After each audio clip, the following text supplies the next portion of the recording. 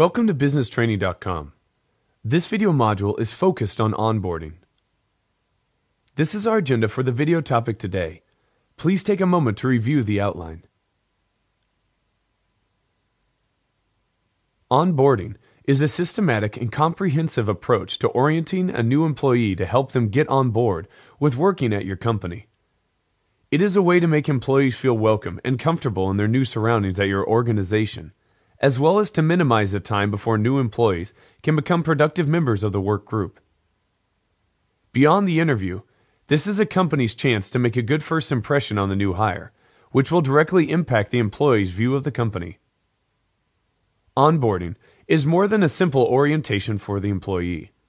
It is intended to make new hires familiar with the organization's overall goals and culture and support them on early projects. It helps to minimize the learning curve by sharing information and expectations, as well as helping to reduce misunderstandings. Be sure to keep employee onboarding simple as well as interesting.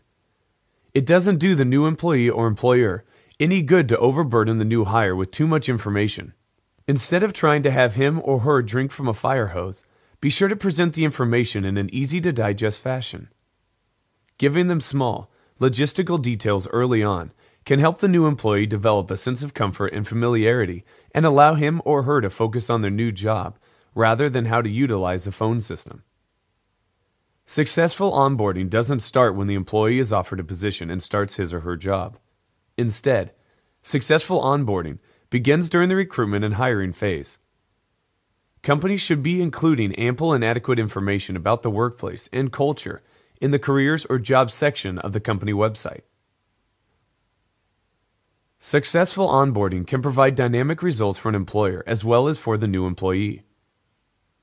Onboarding can help the employee have a higher job satisfaction and a reduction in stress, new employee anxiety, and intent to quit. It will help create a feeling of value in the employee and allow him or her to understand the company's value and priorities. It also builds an optimistic attitude towards the organization, as well as encouraging socialization and a sense of belonging in the new employee. For employers, onboarding helps create better job performance, reduce employee turnover, and encourages workers to stay within an organization for longer, creating a greater organizational commitment. Subjects that are covered during onboarding may fall into 4 common categories. The first is company and departmental overviews. This may firstly be getting multiple departments involved in onboarding a new employee. What other departments will he or she be working with, or what departments will he or she be working near? Ensure the new employee's immediate supervisor will be available on the employee's first day. The last thing you would want is a new hire to feel that they are not important enough to be seen by their first-line boss. Another common subject to be covered would be a who's who area, whether on the employee intranet or on a bulletin board. The new employee should be aware of where this area is located. Why is this important? An area where the new employee can see photos, names, and titles of important people in the company may help the new hire to avoid asking an executive director how to fix a copy machine. The next category could be policies and procedures. This is likely where most time is spent during onboarding for a new employee. Some things a company may do during this stage include alerting other employees of a new employee and assisting in obtaining a security badge if needed, or providing a nameplate or tangible sign in the new employee's desk or workspace. An aide may be assigned to a new employee to assist in getting him or her to the right departments, such as an IT department, for help instead of wandering aimlessly trying to follow a checklist to get their computer or email set up. During onboarding, companies should let employees know beforehand what they should bring during the first week, where to park, who to see in the lobby, where the restrooms, break room, or cafeteria are, and who to talk to for more questions. A new employee does not want to show up for work in a suit and tie on casual Fridays because no one shared this with him or her about the policy. Companies should also post a new employee's orientation and regular schedules, materials, benefits, forms, and extensive frequently asked questions about the company on the company intranet with a provided link or in a paper welcome packet. During onboarding, It should be laid out what job expectations would be. Do not let new employees learn things the hard way. Explain the rules and regulations, benefits and bonuses, as well as the nuances and traditions of the company with new employees.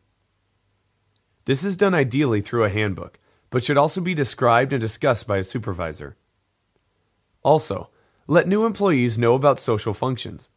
Whether the office gets together once a month for a poker night or there is a softball league, let him or her know about that. It will not only let them know that there is more to the company than just work, but it will make them feel more welcome. This is the time to lay out the company's culture and environment, as well as expectations of performance from peers and supervisors. Of course, during onboarding and orientation, a new employee will have to go through administrative housekeeping items. There will be numerous forms and paperwork that will be needed to be filled out. Companies should avoid having the first days of onboarding be all about paperwork. This diminishes the excitement of the new job with the employee. Prioritize interpersonal relationships with key colleagues or mentor. Get key documentation that is required first, and then slowly complete paperwork later on during the process of onboarding. The process of onboarding does not just last a week. It should continue over the span of several months. During this time, the employee should be provided continuous feedback in performance evaluations and supervisor sessions. The employee should be asked if there are any issues about the job, or how it is going, how things are settling into the job, or what problems are they experiencing. What further questions do they still have to be answered, and what are the biggest concerns or biggest benefits they see so far? In doing this, the employee will feel valued in the organization and not just another number in the system. This will provide long-term benefits for any organization. Thank you once again for your time and attention, and this is businesstraining.com, where you can earn a master's level qualification to make more money.